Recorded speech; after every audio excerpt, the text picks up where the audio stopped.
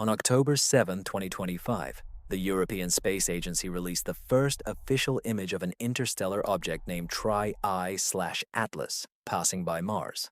The whole world awaited a breakthrough, but instead we saw only a faint blurred dot and 4 days of silence from all the major space agencies. Why did NASA, China, and the UAE hide their best images while only the ESA tried to explain chemistry that shouldn't exist? A trajectory, almost perfect, and a coma consisting almost entirely of carbon dioxide? If Tri-I/Atlas is just a comet, then why does every response generate even more questions? And what do the 7 spacecraft know that we do not? This is the story of images that changed everything. On October 2nd in 2025, shortly after 9 in the morning local time on Mars, the Perseverance rover's Skycam captured an image that seemed insignificant. Skycam is a wide-angle color camera designed for monitoring dust, clouds, and the Martian horizon, not for tracking interstellar objects. But while the world awaited high-quality images from orbit, it was this humble camera that captured the first clear sign of Tri-I/Atlas near Mars. An official raw frame later published by NASA showed a dim point with a green ring against the faded Martian sky. The point was so inconspicuous that most people would have missed it if not for the annotation. The chances of detection were extremely low. Daylight on Mars is harsh, slicing sunlight through dust and making faint cosmic objects almost invisible. The Skycam sensor, optimized for landscape photography, struggled to capture anything but the brightest objects. Nevertheless, Mallory Leftland, the senior shift operator, persistently pushed for the camera to keep working. She claimed that even a minor image could be historic, especially considering the threat of the US government shutdown that could freeze all but the most essential operations. Her decision turned out to be successful. The snapshot, marked by the time 1819 Martian time, became the first tangible proof that Tri-I/Atlas had entered the vicinity of Mars. No other instrument on Mars was designed to simultaneously observe the entire sky, especially during the daytime. While the orbital devices and scientific cameras awaited the perfect conditions, the wide-angle Skycam captured an unexpected moment. The result was unimpressive. A grainy spot, barely discernible against the noise, but it was there, and that was undeniable. This single frame captured by a meteorological camera became the basis for the entire chain of observations that followed. The search for answers now had a starting point. A real image taken from the surface of another planet, showing an interstellar object in the Martian sky.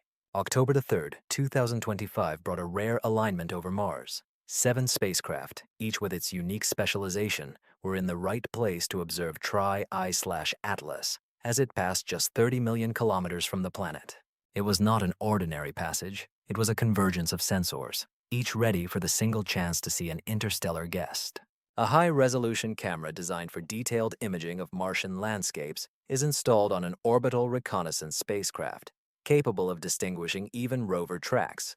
But its narrow field of view makes capturing a moving comet at such a distance a real challenge. The KSSIS camera on the ExoMars Trace Gas Orbiter provided greater capabilities. Its panchromatic imaging could overlay exposures, sacrificing clarity for sensitivity to faint, drifting objects. TEMA's on the Odyssey, set to infrared wavelengths, hoped to capture a thermal signal, but the chances were slim.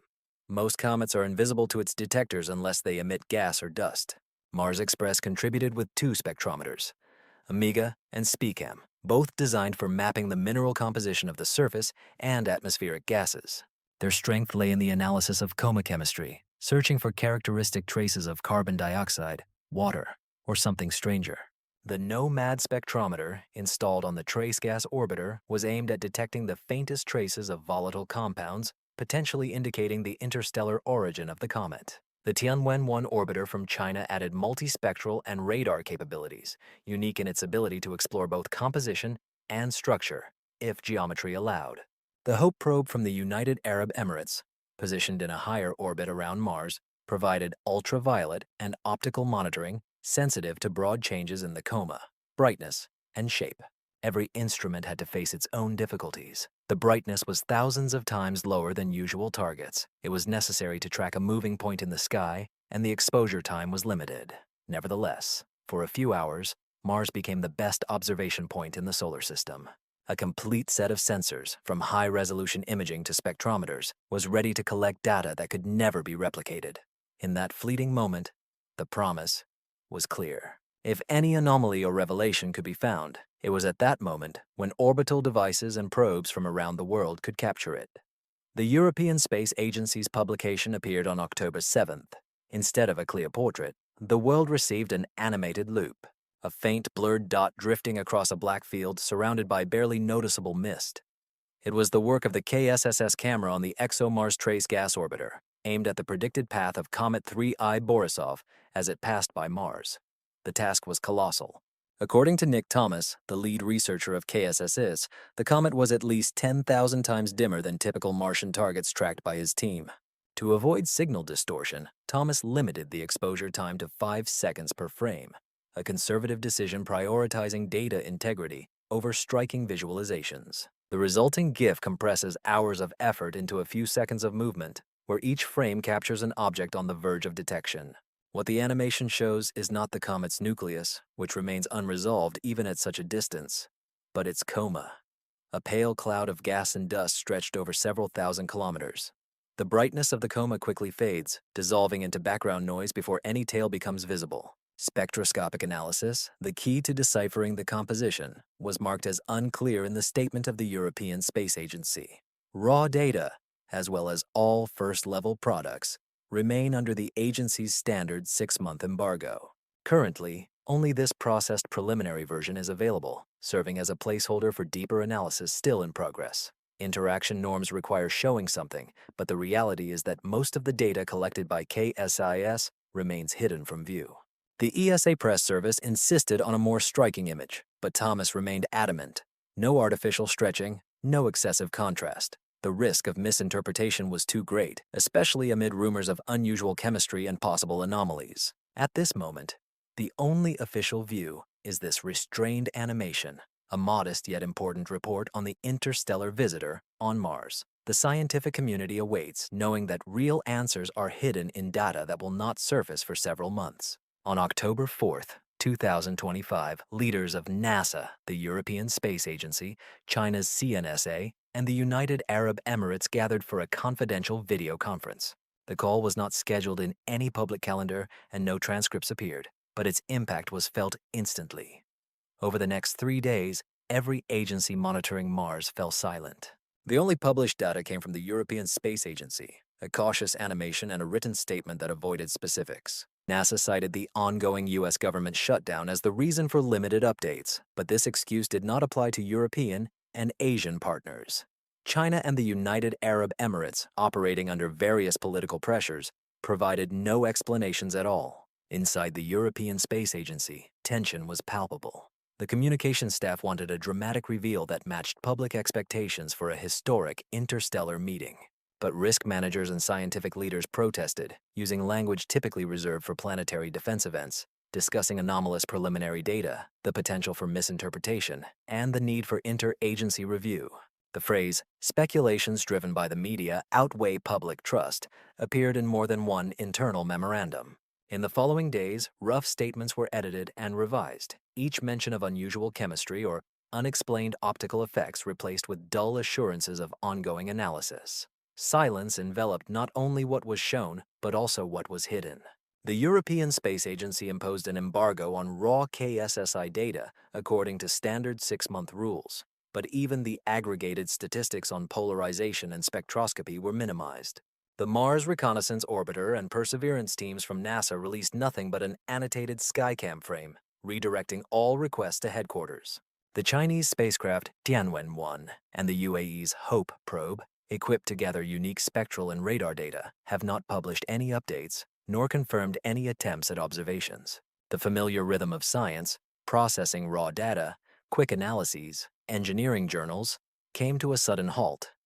Analysts in space policy noticed this trend.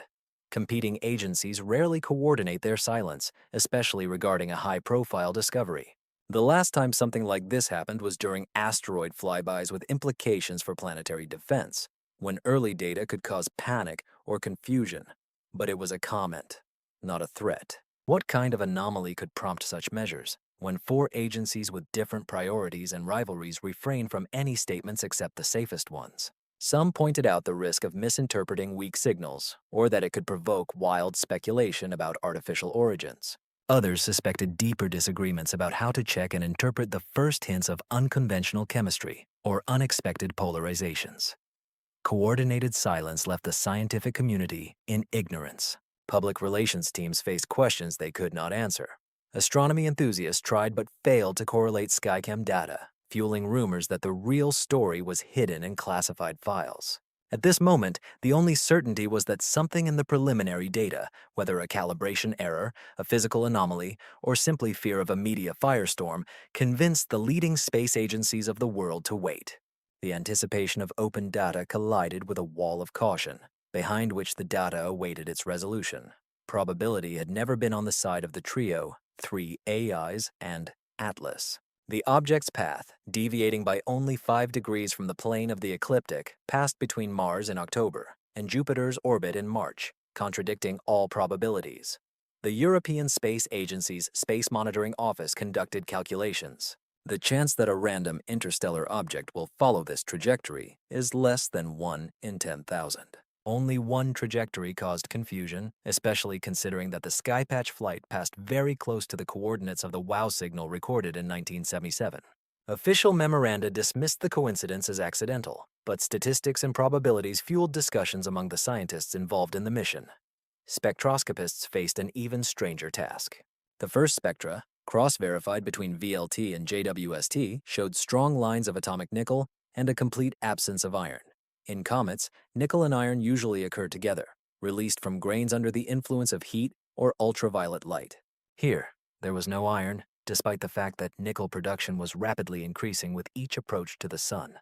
On August 21st, VLT recorded a nickel production level close to 10 to the power of 22.7 atoms per second, with such a steep scaling loss that it fell with a distance to the sun to the 8th power, exceeding any known comet behavior. Laboratory analogs point to one path: nickel carbonyl, a volatile compound formed in environments with high carbon monoxide content and decomposing under moderate heat or sunlight, releasing pure nickel atoms. On Earth, this is an industrial process, but in space, it is almost unheard of.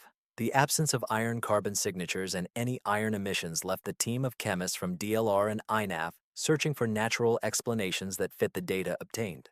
However, the comets studied by the JWST in the near-infrared range told a different story. Carbon dioxide made up 95% of the detected gases. This ratio was extremely unusual. Water, the main component of most comets, was almost absent. Some suggested that prolonged interstellar exposure could have evaporated the ice, leaving behind heavier volatile substances. Others wondered if this ratio indicated something more deliberate, such as artificial evaporation or fuel use, although there was no direct evidence for that. For now, the coma, rich in carbon dioxide, remained a chemical trace, rare but not impossible in nature. Optical measurements added another twist. KSSIS and FORCE-2 of the VLT telescope recorded extreme negative polarization, -4% or more, in the red long wavelengths, significantly exceeding normal values for cometary dust. Negative polarization means that dust particles in the coma scatter light in a way that greatly increases backscattering, often associated with fine carbon-containing particles or metallic cluster structures. In the comets of the solar system, values rarely drop below -2%. Here, however, the readings were almost twice as high, observed through various instruments and under different angular phases. No calibration error could explain this effect. The data was confirmed by comparison with ordinary stars and repeated measurements. Together, these facts painted a picture that was utterly extraordinary. A hyperbolic trajectory with astonishing planetary alignments, chemistry dominated by nickel and carbon dioxide, and optical properties that pushed known physical models to their limits. Each anomaly could individually be attributed to a statistical error or a rare natural variation, but as data accumulated, finding a single traditional explanation became increasingly difficult. Files under embargo, unopened spectrums, Stokes parameters, and engineering journals have become the center of a scientific mystery, requiring more complex answers than usual. Currently, every hypothesis must take these anomalies into account: trajectory, chemistry, and light itself. Scientists faced a task requiring an extensive theoretical base, 4 competing models, each proposing its own path to the truth. The first and most conservative considers the object 3I/Atlas as a natural comet with exotic chemistry. If so, future spectra should show the same dominance of nickel and a carbon dioxide-rich gas, but also reveal hidden lines of iron or water as the coma evolves. The second hypothesis suggests that the object is an ancient artifact, a probe, or an observer, possibly lying dormant for a long time. This idea fits well into the nickel chemistry industry, but there is still no evidence of structure or artificial signals. Only high-precision radars or unexpected fluctuations can change the situation. The third model suggests an active platform for reconnaissance, optimizing its trajectory to fly past planets. It meets the expected parameters, but there are no signs of telemetry, maneuvers with gas release, or energy indicators. The key test will be the detection of a sudden change in speed or brightness after perihelion. The latest, most speculative model is a hybrid device concealing an artificially created core within a natural shell. This would explain the natural appearance and abnormal chemistry, but again, no direct evidence of abnormal behavior was found. Only deviations after perihelion or fragments with unnatural movement can confirm this. Every theory depends on data yet to be obtained, and while the tests are clear, the answers are not. On October 29, 2025, when the 300th Atlas model approaches closest to the Sun, the entire inner solar system loses the ability to observe. From Earth and Mars, the object disappears behind the solar disk, blocked by a wall of plasma and brightness that no optical or radio instrument can overcome. For 2 weeks, the area around perihelion becomes a blind spot, erasing the most critical phase from the observations of every telescope and probe. This blackout is not just a technical inconvenience. This is a natural cloak at the moment of maximum activity, when comets are most likely to shine brightly, break apart, or, if the object is not entirely natural, perform maneuvers. Mission planners have no choice but to wait, knowing that any sudden change in trajectory or appearance of new fragments will go unrecorded. Checklist for the reappearance of the ashes. Track the path. Look for deviations, measure the brightness of the coma, and scan for unexpected companions. What happens in brightness may determine which theory survives, but for now the flow of data has frozen, and each answer must wait for the comet's return to the night sky. At the end of November, the first new opportunity to see the 300th model Atlas appears after its disappearance behind the Sun. The ESA spacecraft JUICE, currently en route from Jupiter, will aim its high-resolution camera, JANUS, and spectral instrument, MAGES, at the predicted path. The geometry is very precise, just under 1 degree from Jupiter in the sky, but the probe is well positioned to capture it, if the object remains bright enough. Data from Jupiter will not arrive instantly. Even preliminary images will have a 3-day delay, and complete scientific products may take up to 2 weeks to undergo calibration and quality checks before entering the Planetary Science Archive. Juno, moving along its extended polar orbit, will have its opportunity in mid-March 2026. On March 16th, the alignment of the spacecraft will allow the Juno camera to search for gas emissions or fragments that may indicate active non-gravitational forces. The observation window is narrow, and the data flow is slow. Images may take a month or more before they become available to the public. Both teams are developing contingency plans in case the 3 ice splash atlases deviate from their course or unexpectedly dim, while the world eagerly awaits for these distant sentinels to prepare their sensors, hoping to capture the next episode in a story that has already rewritten the rules of cosmic observation. Despite 7 spacecraft lined up for observations, and previously Perseverance capturing the moment with Skycam, NASA, China, and the UAE have not yet released their images and results. The agreed silence mentioned by the internal call of the agency on October 4th is unusual for international scientific campaigns. Available data shows a trajectory with less than 0.1% probability of natural origin, a spectral signal composed only of nickel, and a comet that is 95% made of carbon dioxide, unlike any known comet. Experts agree that the true nature of the 3 ice-slashed atolls remains unconfirmed, and key tests are delayed until the end of October, when perihelion occurs. While the European Space Agency and other organizations prepare new releases and observations at the end of November, one thing remains certain. This most significant interstellar flyby since Oumuamua has raised more questions than answers, and the upcoming images may change our perceptions of visitors from beyond our solar system.